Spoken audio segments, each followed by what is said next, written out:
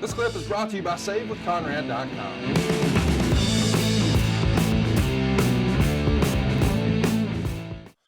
The next night on Raw, John Cena cuts a promo talking about losing the title and tells those who boo him they can, quote, kiss his ass. And this is the first time I think I remember John ever talking like this about his mixed reactions from fans. What was your take on all the Cena sucks chants, and what was Vince's thinking at the time? I mean, here's your most over babyface based on the way the story is written, but it does feel like the audience is becoming more and more divided. Maybe guys my age are booing him, but the kids and the ladies, they're huge John Cena fans.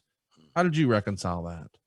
Well, I think that it was a trend. I think some fans thought it was the fashionable thing to do. It created some audience participation, I assume, where one side of the aisle was saying, Cena sucks, and the other side saying, let's go Cena. So it gave the audience something to invest in that regard, emotionally invest in.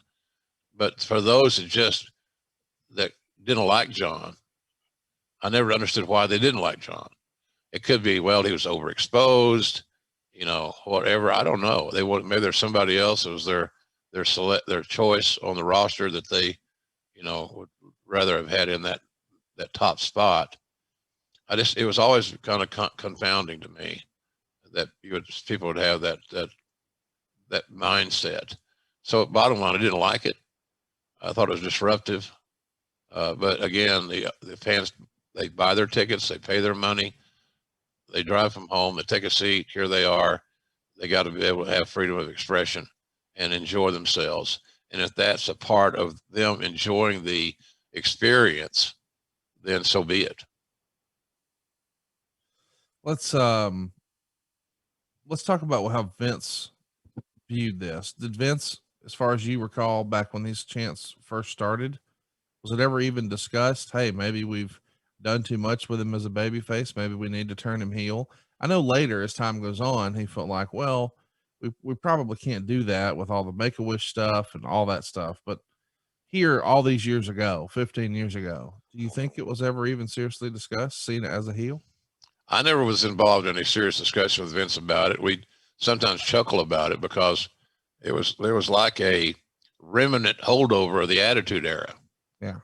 And, you're not going to separate yourself from the most successful period of time in WWE history, as far as I'm concerned, that facilitated going public and things of that nature. But I don't think we ever had any serious discussion about it. We might chuckle about it, something like that, or the audience is, Vince and I would talk about the audience and how the audience is changing.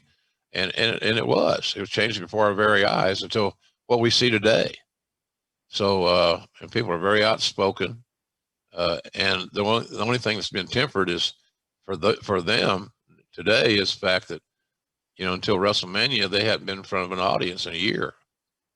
And that affects atmosphere, that affects performance. It just does. You can be a great performer, but you're going to be a greater performer if people are chanting or cheering or booing. They're participating, and you can see them. They're sitting there, not like those, not through technology. So, but I don't think we ever really talked about it. It was never a big issue, quite frankly. What you said about John's probably granted more Make-A-Wish appearances and things than anybody ever in Make-A-Wish. Yeah. And, that's hard. People have to understand how hard that is, because we all know that Make-A-Wish is for something that is done for these terminally ill children.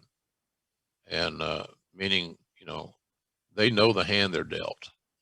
They know they're not around for much longer. And so to be able to experience that, and Cena just didn't do drive-bys. He would go meet with them. He'd sit and talk with them.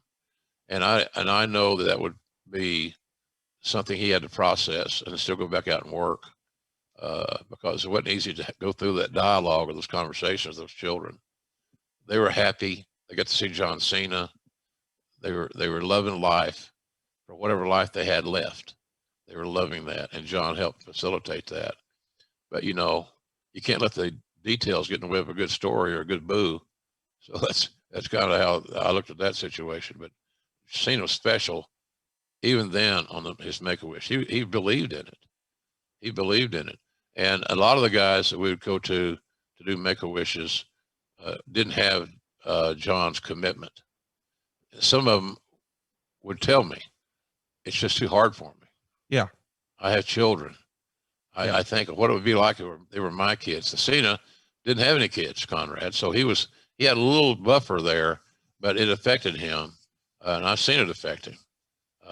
So I've always admired John for many things, but his commitment to the Make-A-Wish kids and these terminally ill children was really, really special. Let my family save your family some cash. You don't need perfect credit. You don't need money out of your pocket, but we will save you money. It's not a matter if, it's a matter of how much. SaveWithConrad.com. Next up, we see Cena and Rob Van Dam have a contract signing, and wouldn't you know it, it turns into a brawl.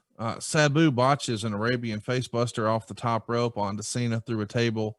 It's not probably the best first impression for a guy like Sabu.